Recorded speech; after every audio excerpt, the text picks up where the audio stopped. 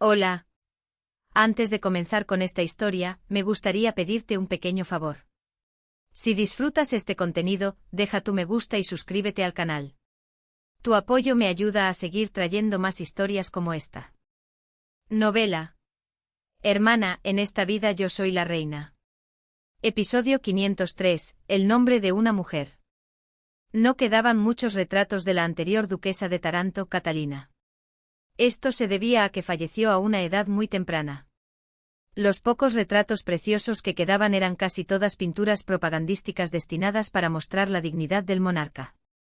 Por lo general, se la representaba junto a su esposo, con lujosas vestimentas que le llegaban hasta el cuello, con el propósito de mostrar la riqueza y el poder del feudo de Taranto, rodeada de varias flores y plantas exóticas, mirando al frente con una expresión inexpresiva.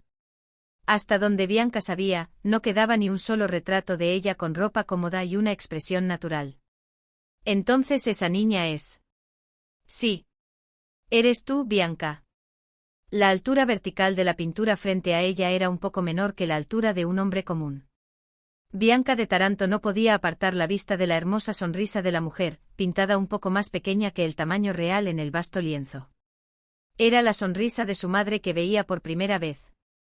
De repente las lágrimas brotaron. Bianca se secó los ojos apresuradamente con la manga. Ariadne se acercó a Bianca y la abrazó por la espalda. Hermana, yo. Las lágrimas brotaron de los ojos de Bianca una vez más. No pudo hablar durante mucho tiempo hasta que recuperó la compostura. Después de morderse los labios y temblar los hombros para no llorar durante mucho tiempo, finalmente abrió la boca. Pensé que mi madre me había abandonado. No era un pensamiento lógico. La duquesa Catalina falleció temprano debido a una enfermedad. ¿Cuántas madres jóvenes querrían dejar a sus hijos pequeños? Sin embargo, el corazón de una niña que quedaba no era así. Cada vez que necesitaba a mi mamá. Ya sabes. En esos días en los que simplemente me sentía tan triste. En días en los que nada salía bien, en días de mala suerte, en días en los que las cosas no se resolvían injustamente, en días en los que nadie entendía mi corazón. En días en los que llovía a cántaros y no tenía paraguas. En días en los que deseaba que mi mamá me abrazara fuerte, en esos días. En días en los que deseaba tener una mamá. Para Ariadne era una sensación que entendía y no entendía al mismo tiempo. No podía contar cuánto tiempo había pasado desde que había renunciado a ese lujo. Podría haber sentido malicia hacia Bianca, pensando que estaba diciendo tonterías por estar embarazada. Eso es una forma de celos. Pero en lugar de guardar rencor, Ariadne quería consolar a Bianca.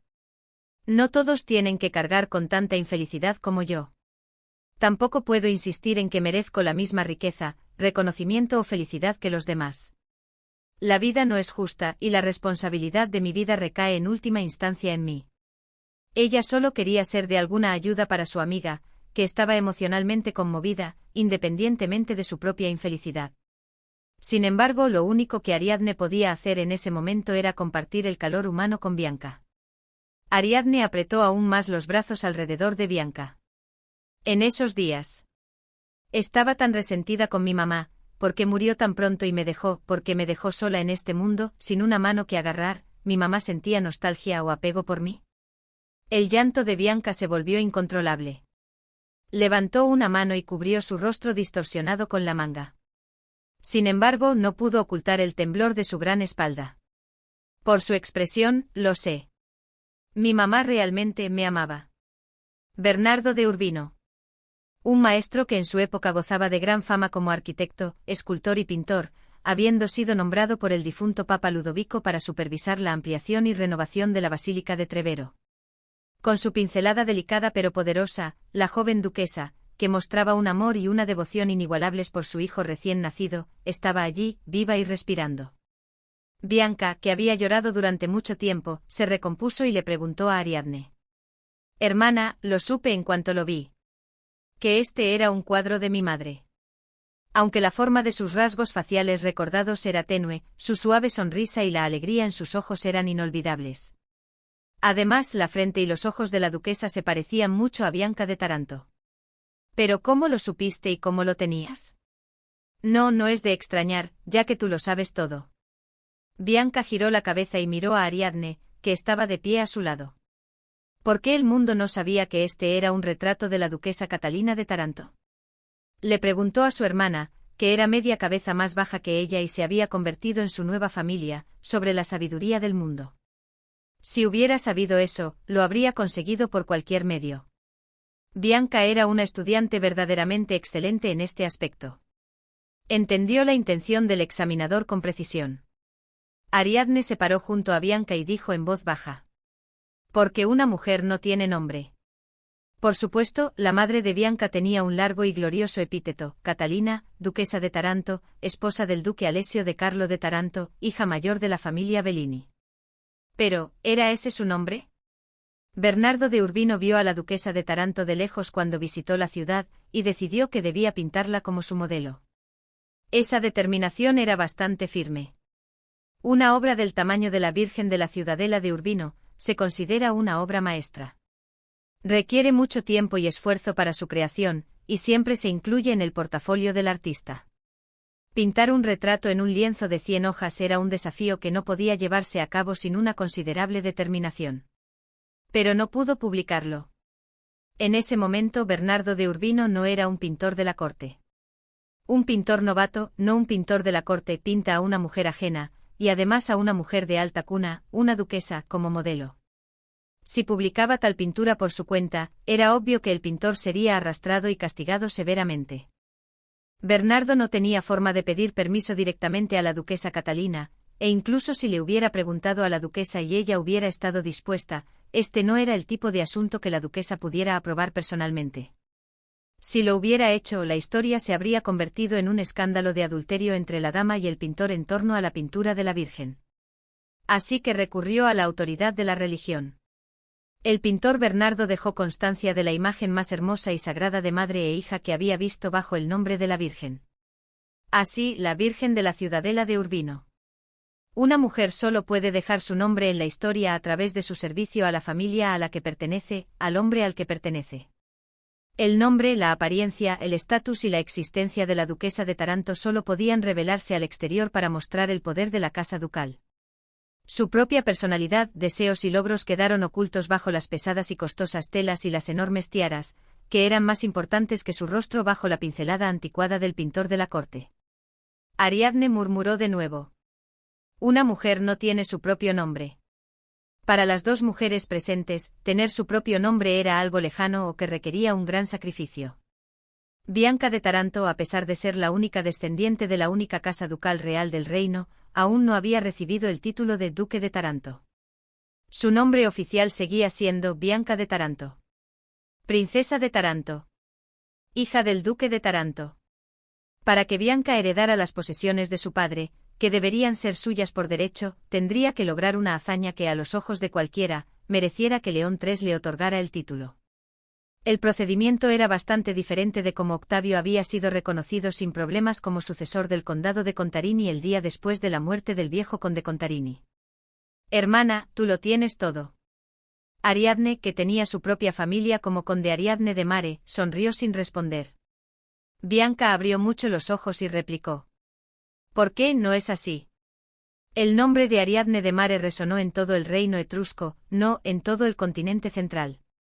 Todos sabían que había debatido teología en igualdad de condiciones con el apóstol de Acereto, que había alimentado a los pobres hambrientos, que había fundado escuelas para el pueblo, y que periódicamente visitaba los barrios marginales para atender las necesidades de los lugareños y los extranjeros, dirigiendo el hogar de Rambouillet. «Bianca, ¿es todo lo que saben todo lo que he hecho?». Ariadne, gracias al sacrificio de Greta, expulsó a los caballeros de Montpellier de Etrusco. Se le atribuyó externamente al gran duque César Pisano, quien era el comandante en jefe del ejército etrusco en ese momento. Antes de llegar a eso, Ariadne predijo la epidemia de peste negra y acaparó grano a tiempo, liberándolo en el momento oportuno. Ella hizo el bien distribuyendo una cantidad considerable del grano acaparado a los más vulnerables, y contribuyó al crecimiento del poder nacional al retener el grano que de otro modo habría salido del reino etrusco. Sin embargo, la esencia de su acto fue, en última instancia, la especulación y el acaparamiento. Gracias a ello, se convirtió en la mayor nueva rica de la época en el continente central. Pero esto fue oficialmente la fama que se llevó el representante Caruso de la compañía Bocanegra. A diferencia de la época de César, no le fue arrebatada. Ariadne se escondió voluntariamente detrás del representante Caruso y la compañía Bocanegra. Esto se debía a que si se supiera que una mujer, y además una joven con profundos conocimientos teológicos y una imagen de salvadora de los pobres, se había hecho rica mediante el acaparamiento, la condena moral sería incalculable. Los estándares éticos exigidos a las mujeres eran mucho más altos que los exigidos a los hombres. Mire al representante Caruso. Lo que Ariadne habría sido enterrada por hacer, no fue una mancha para el representante Caruso, un comerciante de 40 años. Él tomó su habilidad para monopolizar el grano durante toda la peste negra como su propio logro y se convirtió en el líder del Consejo de los Siete de Unisola. Ariadne pensó en Greta por un momento. Ella misma se había convertido en una figura destacada de la sociedad, pero nadie recordaba a Greta. Todo lo que quedaba de ella eran 5 letras del alfabeto grabadas a la fuerza en el pilar de piedra de la Scuola di Greta, que Ariadne había creado. Esta no era una diferencia que surgiera porque las actividades de Ariadne fueran continuas y las de Greta fueran puntuales. Ariadne también lo observaba atentamente. No cerró los ojos incluso cuando era la beneficiaria. Lo correcto y lo incorrecto, la reflexión sobre el sistema, eran cuestiones a considerar más tarde, y la observación de los hechos era observación. La diferencia entre Ariadne y Greta era esencialmente la diferencia en quién era su padre. Bianca. Si yo hubiera sido la hija de alguien. Ariadne reveló sus verdaderos sentimientos por primera vez. Ella solía ser inexpresiva. No mostraba ni agrado ni desagrado.